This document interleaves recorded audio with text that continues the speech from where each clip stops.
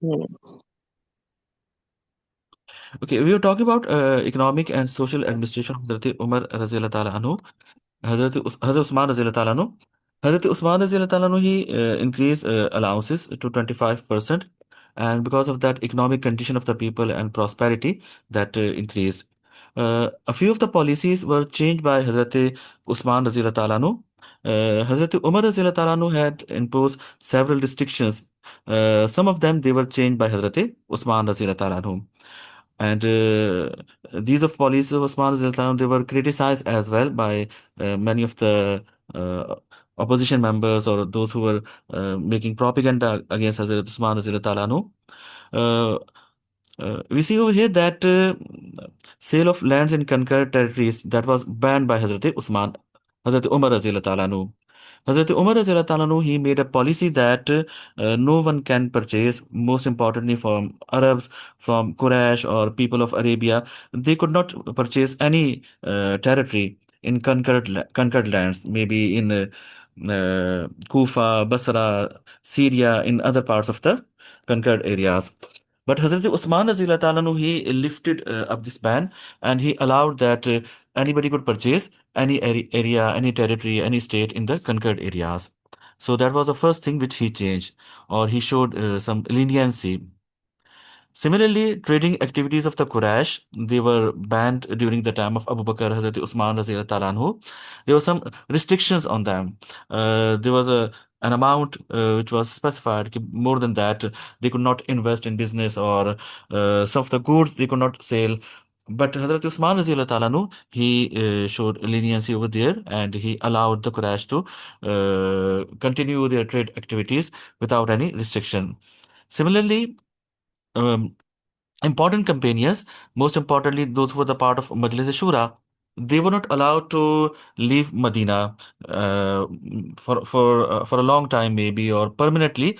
They could not leave Medina. They could travel, they could continue their businesses, or they could go for important things, but permanently they had to settle down, or you may say, okay, they could not go in any other territory to settle down. They could not make home over there. Their accommodation, their homes, they were only in Medina. But Hazrat Usman Razila Talanu, he also changed this policy, and because of that, some of the companions, some of the important companions, part of Majlis Shura, they also settled down in different parts of Arabia, Kufa, Basra, Syria. And as a result, Majlis Shura that was not active in that way as it was in the time of Hazrat Abu Bakr and Hazrat Umar Razila Anhu. Hazrat Usman Raziyallahu Ta'ala anhu, he changed the policy because he believed that trade, it is not possible for trade that it could flourish under strict restrictions and control. And as he was a trader, he was a big businessman and he was a merchant, or you may say that he was one of the richest person of Arabia. So he believed that there shouldn't be any restriction on trade, and trade should be free for all, whether they are Makkans or Quraysh or everybody should have equal opportunity. So, because of that, key reforms, he allowed free trade and economic activities, free movement of the people. They could settle down. Most importantly, important Sahaba Karam, Talha, Zubair Razil Talanu, Saad ibn Abi Waqas Razil Talanu, and many other Sahaba. They purchased territories in Kufa, Basra, and other parts of Arabia and conquered lands. And they used to go over there and stay there for a long time. Furthermore, he allowed loans from public treasury.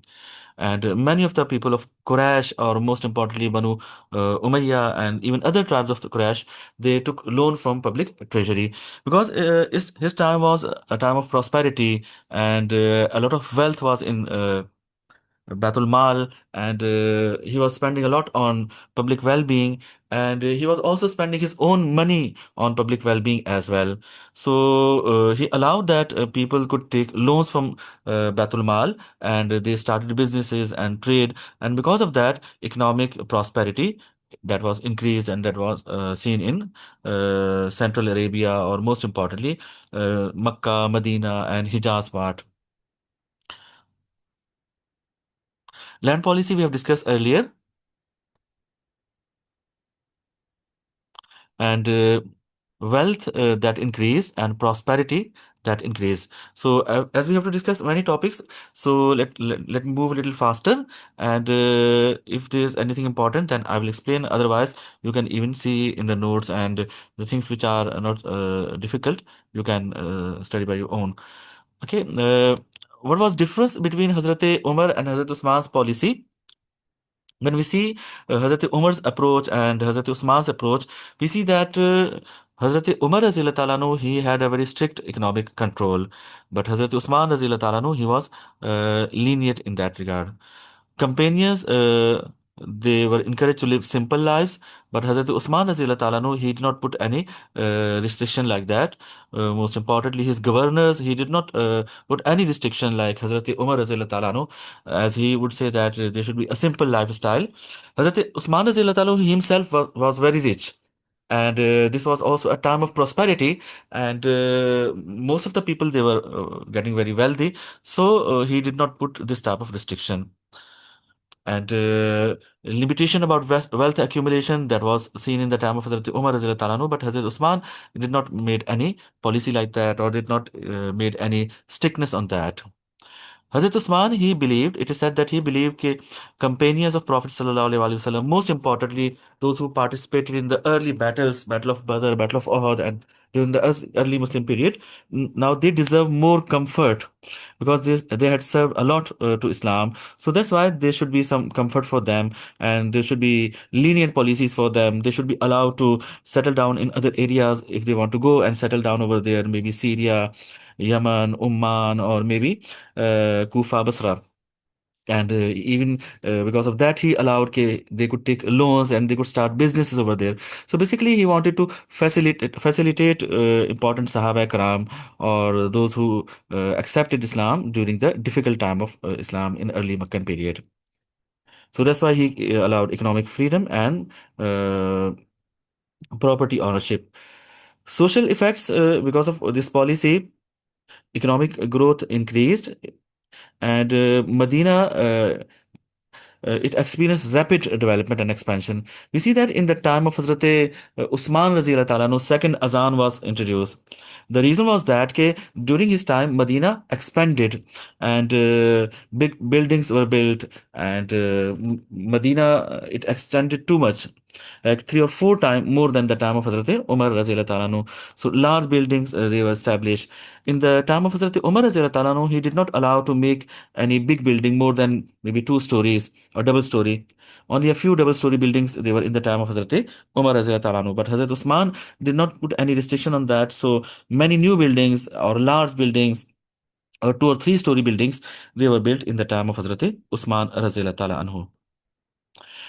After 3 4 years of this policy, it happened that wealth became concentrated among a small group of people. Some people, they got very rich during this time. Most importantly, people of Quraysh, most importantly, people of Banu Umayyah, or most importantly, traders, because Quraysh traders, they had facilities, they could take loan from government, and they could expand their businesses.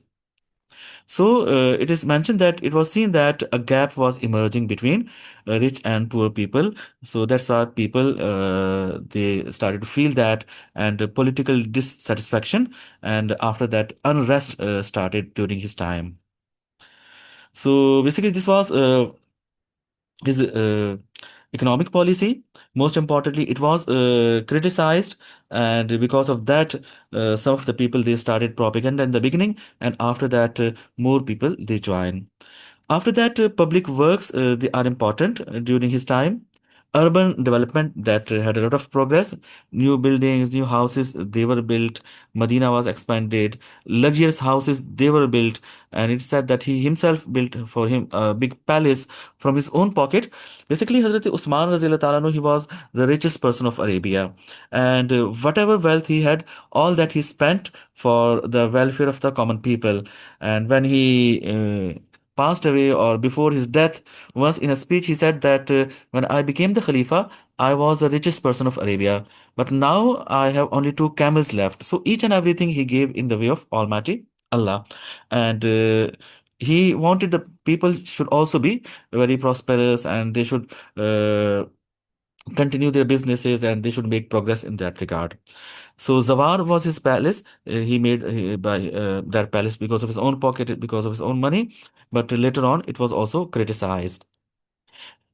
Beside that, Kufa, Basra, Damascus, Fustat, these cities also witnessed a lot of progress, and these cities were also expanded, and more buildings and more markets they were built over there.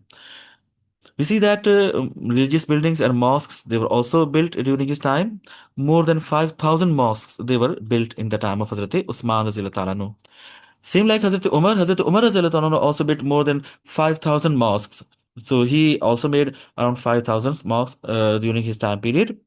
Masjid Nabawi, it was expanded and beautified during the time of Usman Razil Ta'ala. Holy Kaaba, it was also expanded. Masjid Haram, it was expanded and renovated during the time of Hazrat Usman's caliphate.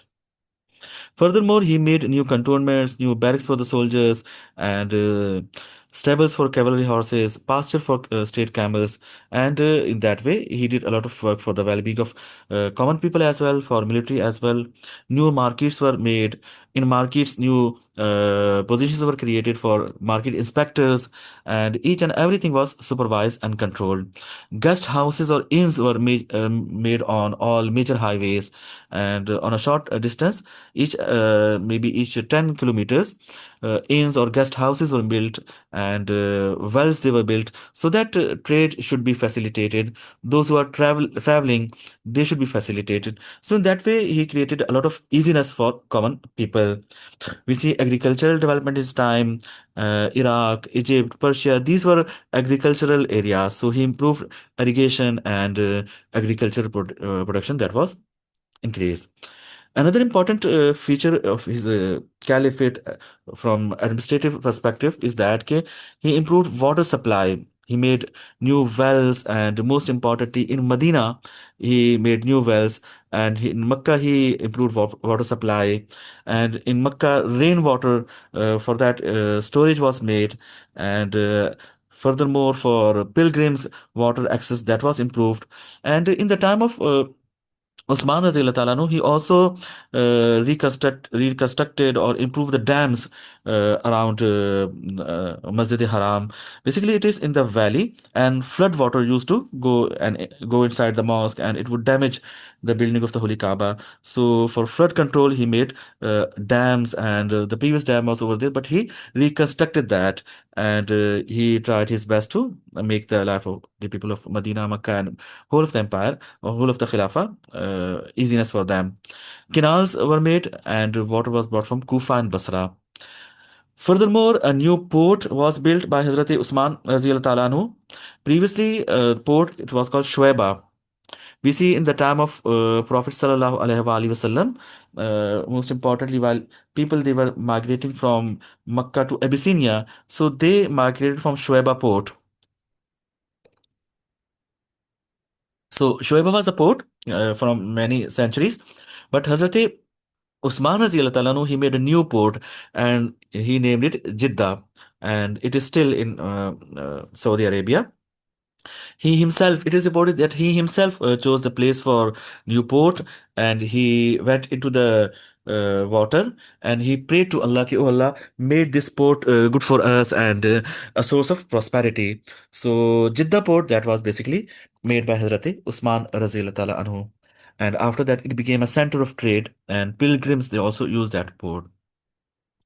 Batul Mal, we see that there was a lot of income in Batul Mal, and there were many sources, maybe from war, or maybe from Haraj, and maybe from other resources, from trade, from taxes. There was a lot of income in Batul Mal.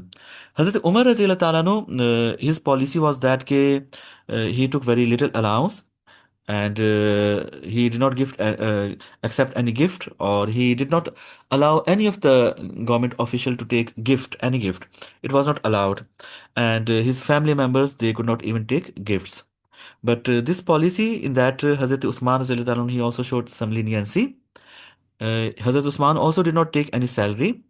Hazrat Umar, he took salary, but by the end of his life, he asked his wife or his son that one of his property should be sold and each and everything which he has taken as a salary should be returned to the government. Hazrat Usman Razil Tanu, he did not take any salary as he was a very wealthy person and financially independent. But he was less strict regarding gifts, or maybe he was not so much strict in monetary resources as Hazrat Umar Razil Talanhu. He allowed governors to work independently in their economic matters. But Hazrat Umar Razil Talanhu, he had a very strict control on, most importantly, on economic matters, or maybe Baitul Mal things. So Hazrat Usman Razil Anhu during his time, uh, governors and other government officials, they would accept gifts as well, and because of that, a few issues also were created, and allegations and criticism, and that got away because of that. One of the criticism is that some people they claim that public funds were given generously to certain people, those who were from Quraysh or maybe from Banu Umayyah, and treasury and policies were less strict.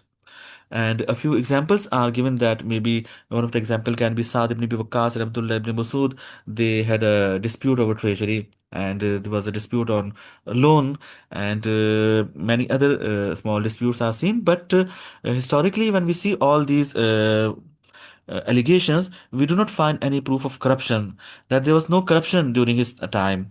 There was only allegations, and because of his leniency, some of the people they made propaganda, and they made a false propaganda that we'll study in detail in coming sections, inshallah.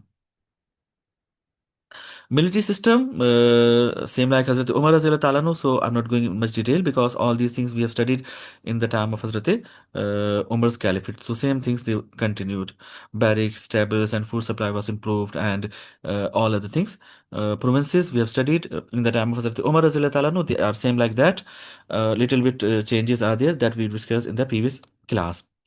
Administrative structure that is also similar to the time of Hazrat Umar Razila Talanu, he continued the same way. Autonomy of the governors, that is important thing. Governors, they were appointed by Caliph. The written instructions were given to them. But in the time of Hazrat Usman Raziyallahu Ta'ala anhu, they were more autonomous in their power or authority, or most importantly, in the matter of use of public funds. So there was no restriction like in the time of Hazrat Umar, Hazrat Umar Raziyallahu Ta'ala anhu. Now, in the time of Usman Raziyallahu Ta'ala anhu, there were less restrictions, and they could use public funds freely. He believed that these governors, they are trusted people, and they are well qualified people, and they are very good people. He had great trust in them, so that's why he did not interfere in small matters. uh, his policy or his thinking was that okay, this is not a big issue. Now Islamic Khilafah has been established, and all these people, they are trustworthy people, so I should not interfere in these matters. So all that was about administration of Hazrat Usman Razil Talanu. Many of the things are similar like Hazrat Umar Razil Talanu, so I have not discussed in detail. I have discussed only the things which were different than the time of Hazrat Umar Razil Talanu. Now let's move forward. Hazrat Usman's time has seen that an unrest it emerged during the last few years of his caliphate. About the administration, there can be a 10 marks question, so you can prepare for that. There are two, three questions in past paper which I have shared with you, so you can see these questions. So they have asked about administration or military administration, most importantly, and how he ran the Khilafah. Opposition. Opposition started during the last years of Hazrat Usman's caliphate, and a few of the allegations they were made against Hazrat Usman Razil Talanu. When we discuss the reasons for that, as I mentioned in the previous classes, that there were few enemies of the Muslims. There were the Roman Empire, the Persian Empire, and the Jews. So it is important to understand the background, okay, why some of the people they were making propaganda. Basically, Muslims they had three enemies: Romans and the Persians and the Jews. And we had seen previously in the previous lecture that they tried their best to attack from all the sides, They they attacked to Armenia, Azerbaijan, they attacked to Alexandria, and previously Persians. They fought many battles, and in 642, in the last battle, Battle of Naharwan, they realized that they cannot fight Muslims in the military field or battlefield. So ultimately, they decided to eliminate Muslim leader Hazrat Umar Razi Ta'ala. After eliminating Hazrat Umar Razi Ta'ala in 644 CE, they were thinking that now they will be successful in getting their targets, and Muslim Khilafah will collapse. But we have seen that after him, Hazrat Usman Razila Talanu, he ran the system very effectively. Many territories they were annexed to the part of Khilafah, and Khilafah was expanded too much, and prosperity was over there. Now they were very like they were very careful about that, or they were very worried about that. कि why their plans are not working? So then they discussed in detail, and ultimately they decided that they should change their plan, and they should go for the for some other plans. And then they applied maybe an updated warfare, or that nowadays we have seen that listen the term that fifth generation warfare or the fourth generation warfare. So, fourth generation or fifth generation warfare, that is basically about making propaganda and dividing people. So, they applied the same at that time. Jews and the Persians, they were involved, and the Romans were also involved. But most importantly, those who played their vital role, they were Jews. And a person was chosen, his name was Abdullah bin Sabah. He was a very clever Jew from Yemen, and he was assigned this duty by Persians and by Jews elders, that he has to create divisions amongst the Muslims. So we'll study in detail. But before that, we see he started division by making some charges. But let me make some background for that, how he became successful and how he started that.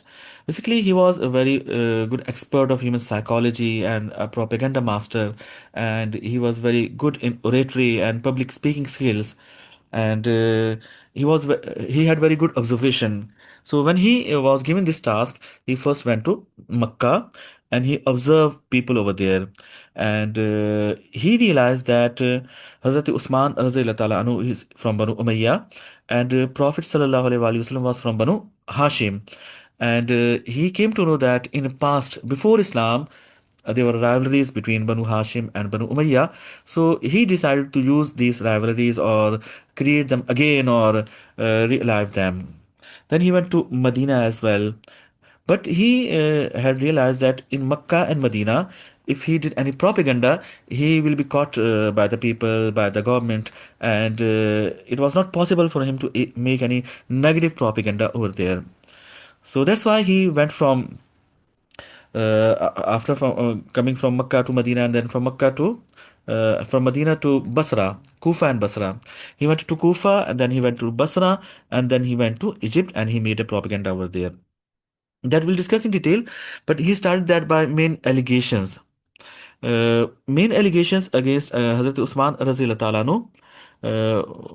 The most important that was appointment of the relatives or nepotism, and it was alleged that he removed senior companions of Prophet Sallallahu Alaihi Wasallam, like Abu Musa Ashari, Mughira ibn Shoba, Ammar ibn Yasir, Abdullah ibn Masud, and Abdul Rahman ibn Arkam, and he appointed his own relatives who were inefficient. Now, this part is fine. He appointed his relatives, and he removed some of the companions of Prophet Sallallahu Alaihi Wasallam. But companions of Prophet Sallallahu like Abu Musa Ashari and Mughira ibn Shoba, they were also removed during the time of Hazrat Umar Razila Ta'ala Anhu, and he removed them when public demanded for that. So, same like that, during the time of Hazrat Usman Razila Ta'ala Anhu, when public they demanded that they want to change a governor, so he changed these governors. And it was criticized that in Kufa, Basra, Egypt, Syria, he appointed his own relatives. That we'll discuss in detail. Though this part is fine, he appointed his own relatives, but they were inefficient. That is wrong. We will see that all of these governors, those who were appointed by Hazrat Usman Razila Talanu, they were efficient. and they did a lot of success and they expanded the Khilafah. There were complaints about public treasury. A propaganda was made that extravagancy and unreasonable use of Baitul Mal. Basically, Hazrat Usman Razil Ta'ala anhu, as I mentioned earlier, he was very rich. So he used to spend his wealth also in the way of Allah and for the public well-being. So people, they were portraying negatively that. Most importantly, those who were making propaganda, they got a chance to portray that negatively, that he is misusing public treasury or public funds. But basically, whatever he was doing, that was from his own pocket. Even before Islam, Hazrat Usman Razila Ta'ala Anhu, he was very generous. That's why he's called Ghani. And he used to spend a lot of wealth to his relatives and help them. And he continued the same after becoming a Khalifa. But now people, they were looking from a different perspective. Most importantly, those who were making propaganda. So they made a propaganda that he is misusing public funds. In the same way, lands and wealth to favorite and relatives. So for that also, he made a criteria that it is only given to those who were early Sahaba Ikram, those who suffered a lot in the early time period. And he had a policy, but it was also misinterpreted. Allowances of Abdullah ibn Masud and Ubay ibn Ka'ab, there was a propaganda that he mistreated these Sahaba Ikram. Actually, when Quran was compiled and it was decided that all copies, all public copies or personal copies, they will be distorted or they will be destroyed or they will be burnt. So these two Sahaba Ikram, they had their own copies and they had their memories with them and they had written all their copies in front of Prophet Sallallahu Alaihi Wasallam. So they were hesitating and they were not giving these copies. So for making some pressure on them, their allowances were suspended for a while. But after that, when they handed over the copies, their allowances, they were started again. Similarly, some of the grazing fields in Medina, they were for state animals. So it was made a propaganda that he uh, allowed his own animals to graze in the state fields, which were only for the state animals. But as I mentioned earlier, that he himself gave his own animals to the state. So his own animals were also utilized for state work and for the government.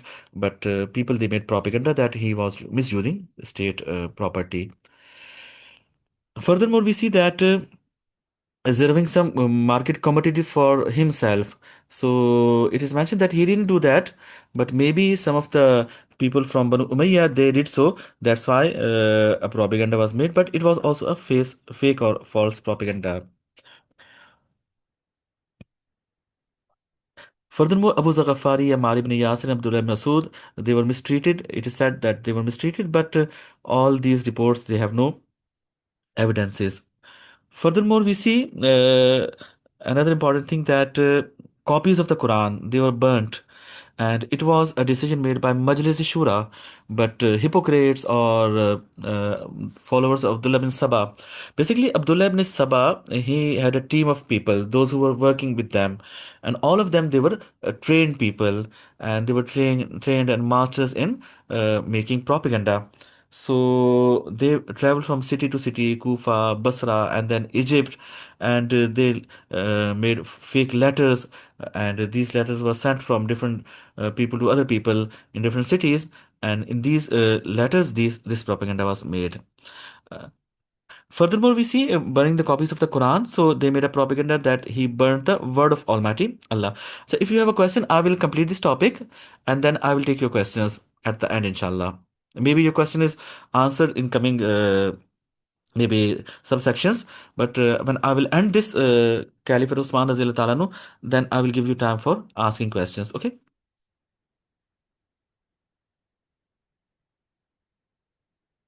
Furthermore, Al-Hakam, he was uncle of Hazrat Usman Razila Ta'ala anhu. At the time of the conquest of Makkah, he was expelled by Prophet Sallallahu Alaihi Wasallam and he went to Taif and he spent his life over there. During the caliphate of Hazrat Usman Razila Ta'ala, now he was very old, around 100 years old or maybe more than that. So there was nobody over there to take care of him. So he brought him to Medina. So people they made propaganda that Al-Hakam bin Al-As, he was expelled by Prophet Sallallahu Alaihi Wasallam, but he returned him to Medina. But maybe he thought that Prophet expelled him from Mecca, and now these are the last days of his life, so that's why he brought him to Medina. And further, he said that he had taken permission from Prophet Sallam that if he needed, I could take care of him, so he had allowed. Shortening the prayer during the Hajj, he went to perform Hajj, and in Mecca, we see Prophet Sallallahu Alaihi Wasallam on the occasion of Hajj, he shortened the prayer. He offered two rakahs of four out of four. So in shortened prayer, when you have to offer four rakahs, you offer two instead of the four rakahs. So Prophet Sallam did so when he went to perform Hajj. But Hazrat Usman Raziyallahu Ta'ala anhu, when he went to perform Hajj, he did not shorten the prayer. He offered full four rakahs of prayer. So these people they made propaganda that he is not following the way of Prophet Sallallahu Alaihi Wasallam, and he's offering four rakahs and Prophet offered two rakahs and shortened the prayer. But his point was that Prophet Sallallahu Alaihi Wasallam, he was a traveler, and I have my own house in Makkah now. So if I have my own house, I'm not a traveler. So shortening the prayer, that is only for the travelers. So that's why I'm not offering two rakahs or shortened prayer. Another important allegation about Hazrat Usman Razil Talanu was that Abdullah ibn Sa'd ibn Abi Sara, as I mentioned in the previous class, that he was the governor of Egypt and he was the one who built navy during the time of Hazrat Usman Razil Talanu. So when he was about to start a campaign in North Africa, he discussed with Hazrat Usman Razil Talanu, and he said as there are many expenses during this campaign, so I can meet these expenses from my own pocket or from different resources. But after the conquest, from the spoils of war, one fifth or a certain amount should be given to me. And Hazrat Usman agreed to that. But after that, when it was objected, he did not fulfill this condition. And he asked Abdullah ibn Abi Sa'd to return the spoils of war. But people they made propaganda that it was not a good decision and it is against the rules of Islam. Another important allegation was that Prophet Sallallahu Alaihi Wasallam he had a ring, and it also had a stamp. It was written Muhammad Rasulullah. And after Prophet Sallallahu Alaihi Wasallam, it was given to Hazrat Abu Bakr Razil Talanu, from Abu Bakr to Hazrat Umar Razil Talanu. And when Hazrat Usman Razil Talanu he became Khalifa, this ring was given to Usman Razila Talanu. Once it happened that he was making ablution on a well, so this Prophet Sallallahu ring fell down in the well, and it was searched a lot, and whole the water of the well it was taken out, but it was not found.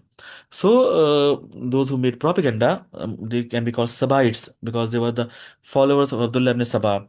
So Sabites they made a propaganda that he lost the ring of Prophet Sallallahu Alaihi Wasallam. He could not take care of the ring of Prophet Sallallahu Alaihi Wasallam. So how would he take care of the Khilafah? In that way, they started making propaganda. Hazrat Usman Razil Tallah made a new ring like that, but propaganda was made most importantly in last 3 4 years of his life. Leniency, that was also one of the characteristics of his rule. So it was made propaganda that he is too lenient, and he is not strict like Abu Bakr and Umar Razila Talanu. But his point was that he was strict in following rules and regulations, most importantly laws of Quran and Sunnah. He said that I'm lenient only where it is not contradictory to the rules of Quran and Sunnah. You can see many examples like governor of Kufa. It was blamed that he had drunk wine, but basically that was a propaganda. But witnesses were produced, and Hazrat Usman Razila Talanu he ordered for punishment. He did not show any leniency on that. So whenever there was anything related to Quran, Sunnah, Sharia, he was not lenient about that, but he was lenient on the things which were related to his own personal, maybe life, or maybe his personality, or maybe which were not directly contradictory to the Quran and Sunnah. He was lenient in policy, but not on rules, regulations, and laws. Furthermore, as I discussed earlier, like companions, they were allowed to settle in non-Arab territories and purchase properties over there. This was also criticized by propaganda makers. So these were a few of the allegations which were made by which were made against Hazrat Usman Razil Talanu by conspiracy makers, or most importantly, those who were the followers of Abdullah ibn Sabah. So a question can be like, as I mentioned earlier in previous class, that three things are important: causes of revolt, events of revolt, and charges against Usman Razil Talanu. So we have discussed charges against Usman Razil Talanu.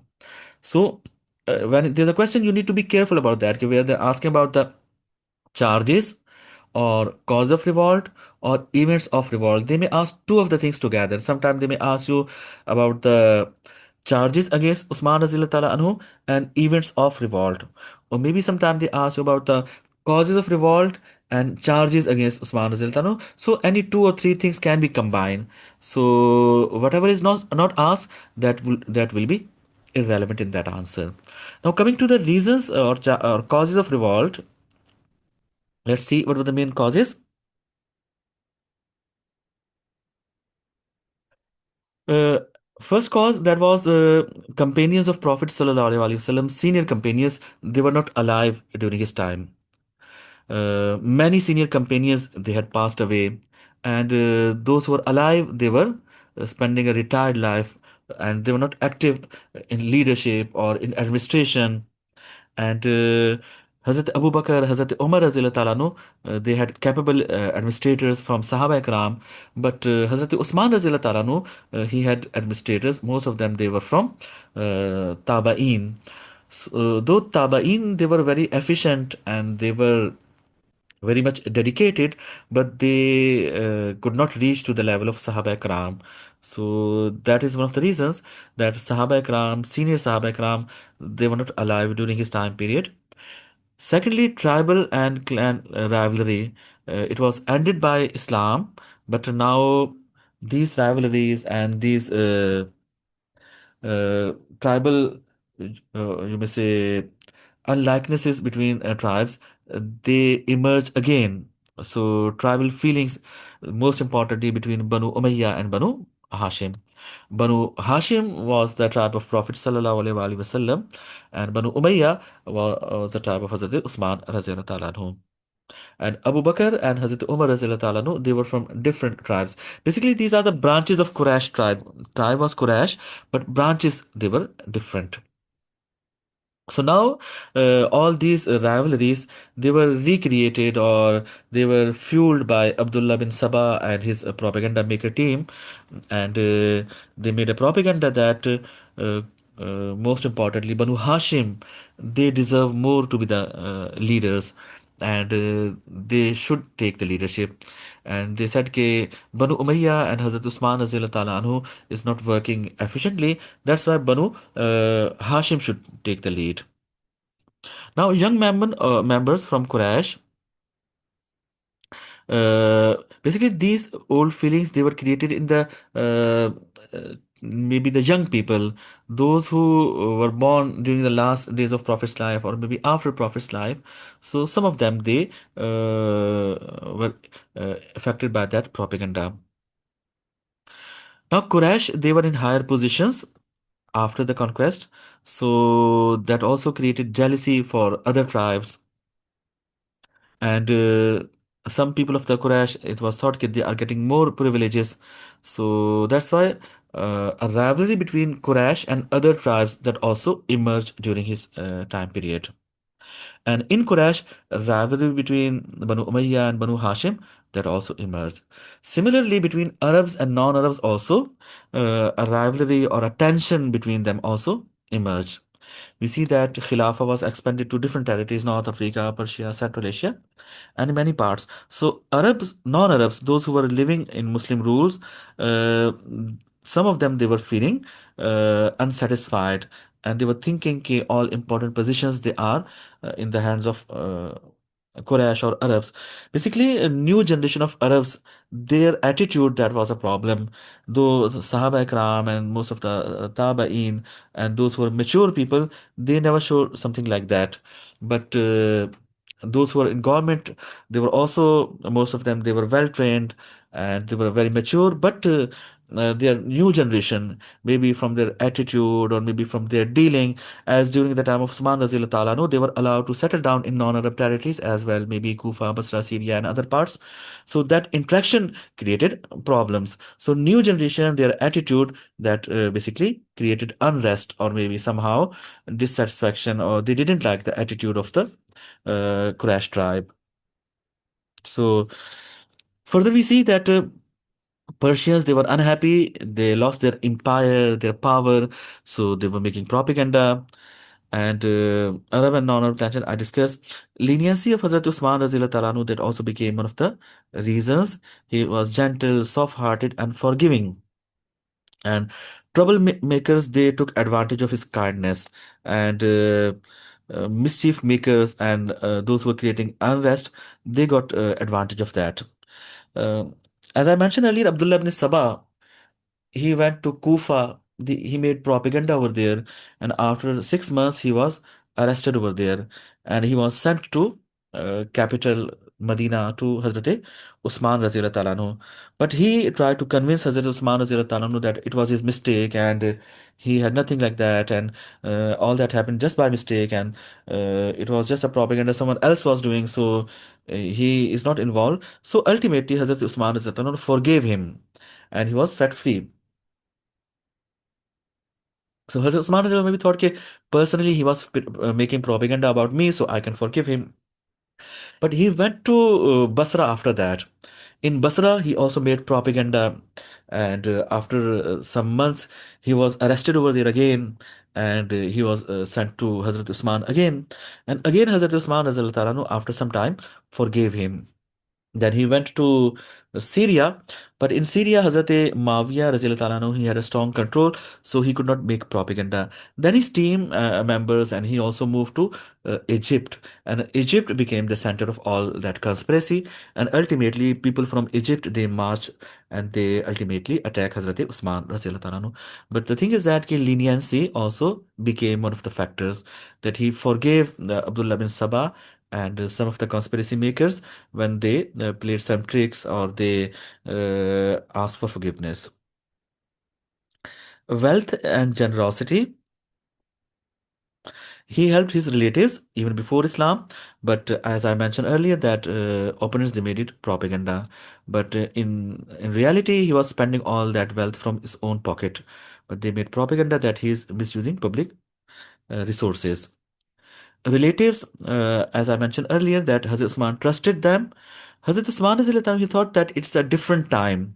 Now, all these areas, they are the part of the Islamic State, and he needed some trusted people over there so that he could run in a better way. So that's why he appointed some of the, you may say, own relatives in five of the provinces: Kufa, Basra, Egypt, Syria, and in some other parts. But people took it as nepotism. Though these governors like Abdullah ibn Amir, Walid ibn Uqba, or Abdullah bin Sa'd ibn Abi Sarah, they were very good governors and they were military commanders as well, and they expanded the Khilafah in all four dimensions. Social changes, we also see that was also one of the reasons. Because of rapid expansion, now Khilafah was very huge, and there were mixed societies. And in this culture of mixed societies, Muslims they married Jews and Christians as well, as they are Ahli Kitab and they are allowed to marry. So as a result, new generation of some of the Muslims, most importantly in Egypt, on border areas which were more nearer to the Christian and other territories. So the new generation that they were not so practical as the previous Muslims. So that also resulted as some of the problems in most importantly Egypt province.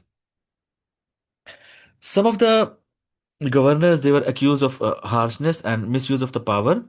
Anonymous letters they were written and they were circulated, and because of these letters, some problems they emerge. Now we see Abdullah bin Sabah. Abdullah bin Sabah, he was a Jew and he portrayed that he's a very pious Muslim. And he used to show in that way that he spent his day in fasting and his nights in worshiping Allah. And he's a very pious person. And he spent a lot of wealth, also charity in the form of charity to the common people. So common people in Kufa, Basra, they got impressed because of his activities. They thought he's very pious person. And then he used to make propaganda. Started propaganda that I receive a letter from somebody, one of my friends in Medina, and it is written that Khalifa is not working properly, and this type of things are going on. Basically, at that time, mode of communication, they were not as like we have today. At that time, caravans they were moving in between the cities, and with each caravan, some people they would travel. They were orators, they were poets, and some people they were reporters. They would travel with news, and whenever any caravan reached to the other city, maybe a caravan started its journey from Makkah, then it went to Medina, then they reached to Kufa after maybe 10 or 15 days. So in Kufa, people would be waiting that a caravan is coming from that specific city, maybe Makkah, or maybe from Basra, or maybe from Egypt. So with these caravans, they would send news as well. They would wait for the news, or maybe the poets, or maybe orators, or maybe those who were entertainers of that time. So they would also move with caravans. So Abdullah bin Sabah, he planted his people in these caravans, and they would reach in these cities, Kufa, Basra, Egypt, with some letters. After reaching over there, they would read letter in public, and then they would disappear. And nobody could trace who was that person. But whatever propaganda was made, that was circulated. So in that way, he started making propaganda, and by the means of fake letters, he made a huge propaganda, most importantly in three cities, Kufa, Basra, and Egypt. And most importantly, Egypt was more affected. Now, events of revolt, when there's a question about events of revolt, so you need to trace these events from uh, 654. You need to mention in a timeline okay, what happened first, then next, and the next. So, in that way. So, events of revolt, we can see that when all these problems emerged, and Hazrat Usman Razila Talanu, he got news from all these provinces, Kufa, Basra, Egypt, and other parts. Ke, some people they are making propaganda, and they are looking for an unrest in society against the government. So first step that was taken by Hazrat Usman Razila Talanu, it was 654 CE. Hazrat Usman Razila Talanu decided for investigation, and he called all the governors to Medina to discuss unrest. And after that, it was decided that four ambassadors or investigators they will be sent to these provinces to know about the unrest or the causes or what's the reality.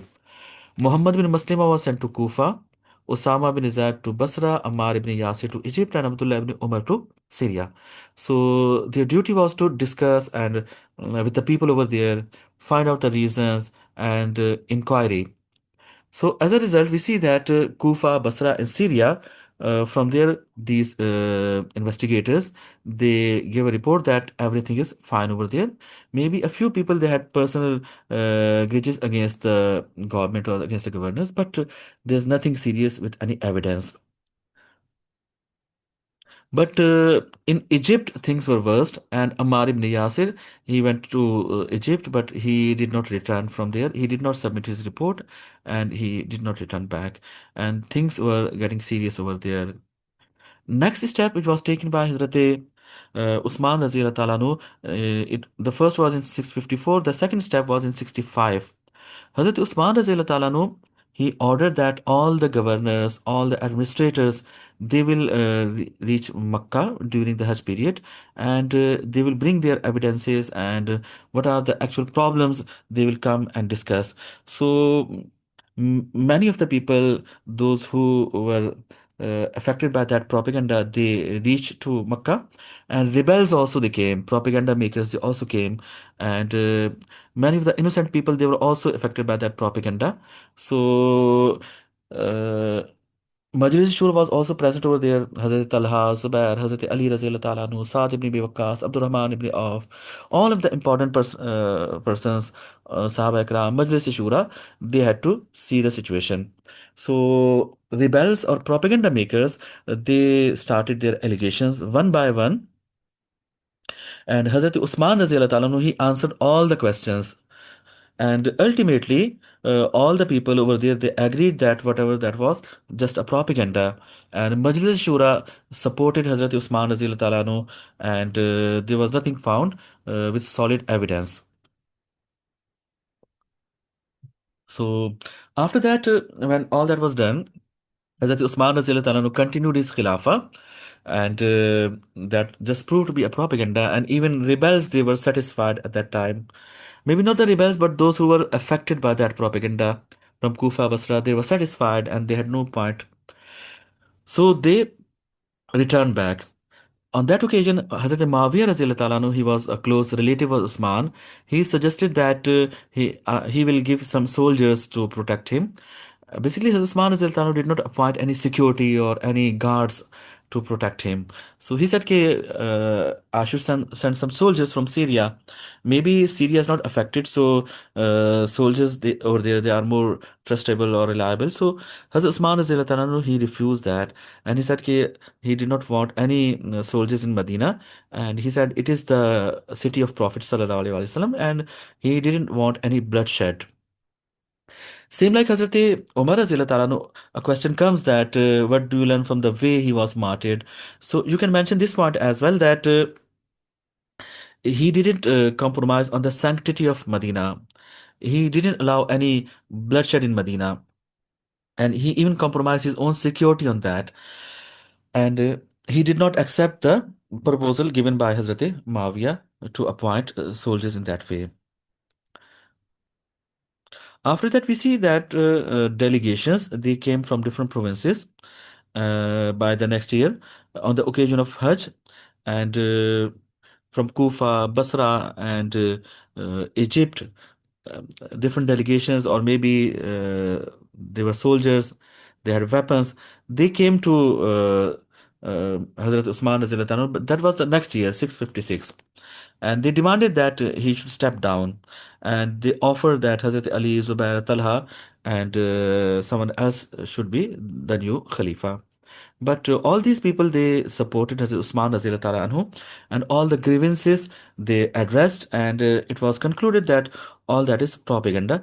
There is nothing serious. The most important issue occurred in Egypt, as I mentioned earlier, that it became the center of all the problems. And governor over that was Abdullah ibn Saad ibn Abi Sarah. Abdullah ibn Saad ibn Abi Sarah, he was mm, mainly busy in naval campaigns, so he could not get more time to concentrate on the security measures or the situation, political situation of Egypt. So rebels they got a chance to work over there. So in Egypt, there was a center of all that propaganda. Muhammad bin Abu Bakr Razila Ta'ala anhu.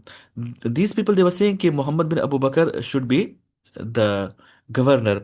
So they demanded that they want Muhammad bin Abu Bakr and Abdullah ibn Abi Saad should be removed. So in this discussion, all other things were found that they are wrong, and rebels also agreed that all that was propaganda. But the last demand that Abdullah ibn Saad ibn Sarah should be removed and Muhammad bin Abu Bakr should be the governor, it was accepted by Hazrat Usman Razila Talanu. And rebels they returned satisfied, and Muhammad bin Abu Bakr was also with them. So now they were going back to Egypt, and now they were thinking that Muhammad bin Abu Bakr will be the governor, and they got the letter for his appointment as well. But those who were propaganda makers, for them also it was a drawback because they were looking for the removal of Usman Razila Ta'ala anhu.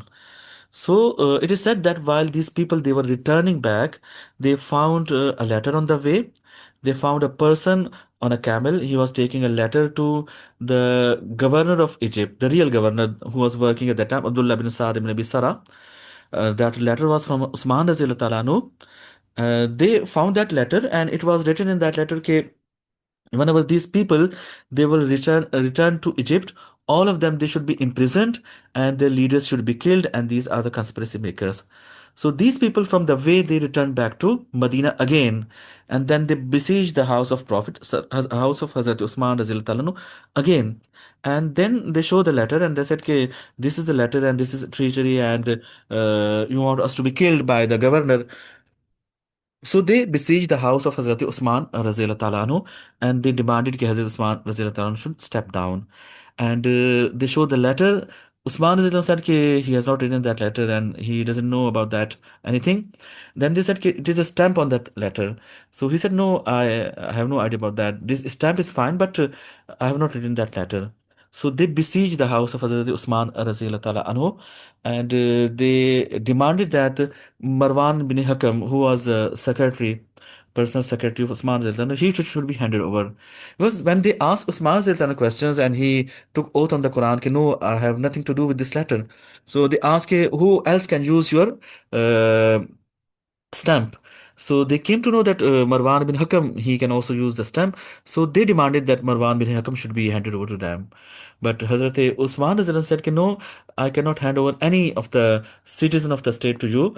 If you have any proof, you bring that to the court, and court will decide if he is involved and he has made a fake letter, then he will be punished. Now, there are like theories about that. People they believe that those who were Sabayites or those who were making propaganda, they produced that letter, or maybe they made a fake uh, like a stamp of Usman Razila Talano. So in that way, they made a fake letter, and that way they made a propaganda.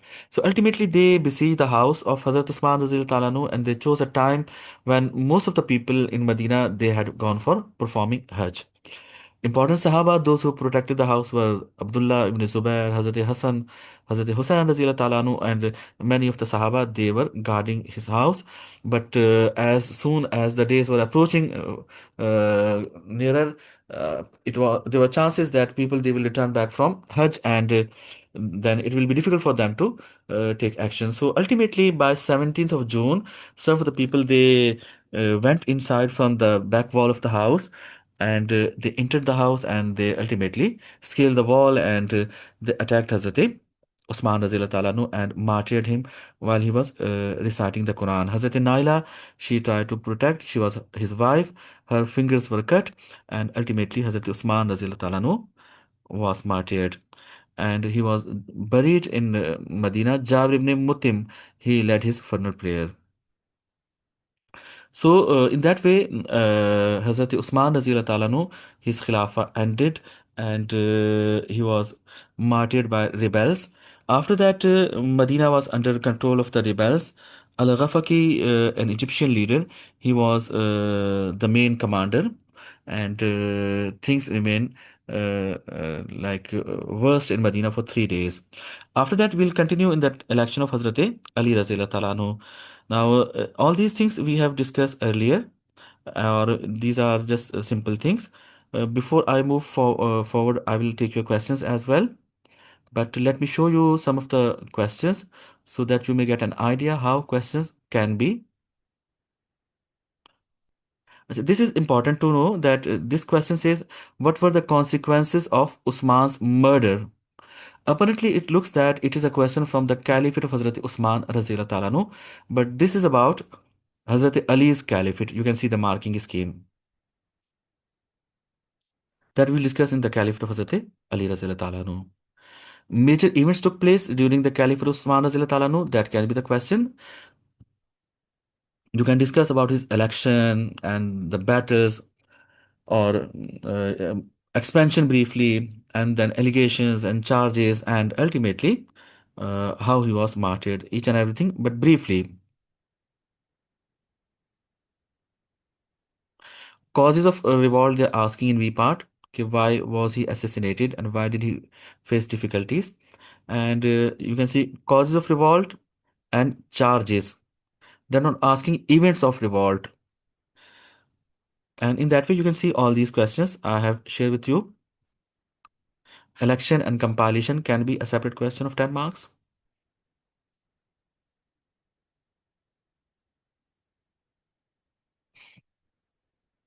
Policy in expanding and maintaining, like military policy and administrative policy, both are here in same question. You can discuss in detail for 10 marks. Charges and events. Now you see over here, they're not asking the causes of revolt, they're asking charges and events of revolt. If you'll discuss the causes of revolt, that will be irrelevant over here. Okay. So, what do we learn from the way he was martyred? That can be a question. So, we learn that he preferred uh, the sanctity of Medina. He did not allow to get support from soldiers from outside. He didn't want to continue or start any warfare in between the Muslims. For him, it was important that no Muslim should be martyred or killed, protecting him. And furthermore, some people they might say that he could step down, but if he had stepped down, then in future it would be possible that more people they would demand from other caliphs to step down without any reason. The only way Khalifa could be stepped down by Majlis Shura or maybe from the court. So he asked the people, those who are making propaganda, that you can go to the court, you bring evidences if there are, or you may bring any evidences in front of Majlis Shura.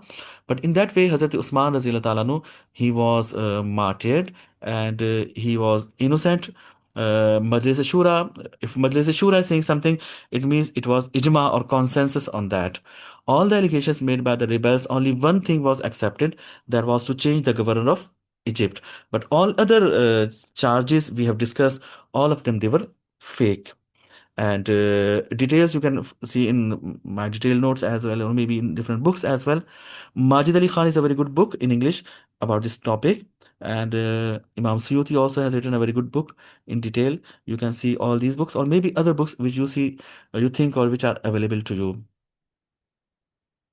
Now, before I move forward, if you have any questions, Abdullah.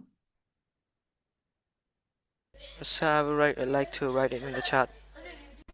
Okay, you want to write? Okay.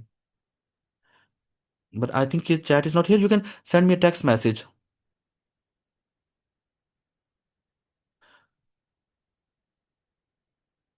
Yes, please. Anybody else wants to have any question? Now, if you have any question you want to write on a message, you can send me a text message as well. After some time, I will reply you. Now we can have 5 minutes break. After that, we'll start election of Hazrat Ali Razila Ta'ala Anhu, and then we'll continue other topics like how he changed the governors and how things led to the Battle of Camel. So after 5 minutes, inshallah, we'll continue.